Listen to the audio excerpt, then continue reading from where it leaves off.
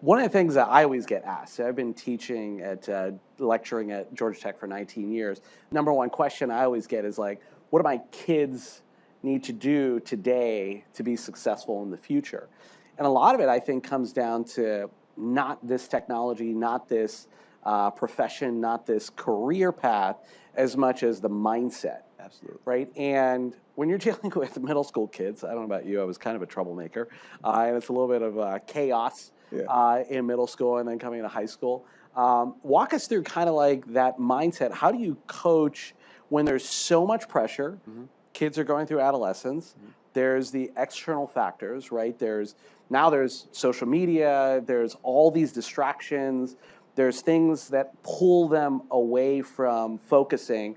And I've always learned that doing sports and other types of activities allows them to get that concentration and focus so they have that level of discipline. Tell us a little bit about the psychology as the kids are maturing from that phase. It's ever changing.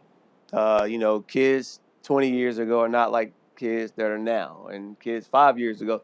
So, as a coach per se, or as a person who facilitates the growth of a young person to the next level, you have to be evolving. Because what reached kids 20 years ago, like I said, doesn't reach the same kids this day. But I think the main thing is what I try to instill in the young men that I work with is the commitment, the commitment to what you want to be.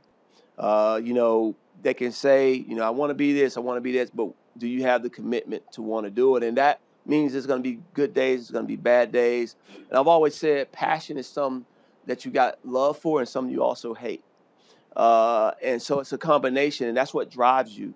And so that's the first thing I try to get across to them. Where do you want to be? Where do you see yourself? I try to project because I always tell them you got to look at things through the telescope and not so much through the microscope. When you look at something through the microscope and you notice you're looking at one particular thing, but when you look at something in a telescope, you can see everything that's out there.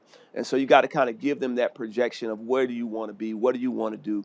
How do you want to get there? And then that's where I kick in at, and that's where I provide those things and those tools that hopefully help them get to where they want to be. I see myself as a bridge, for kids to where they want to be.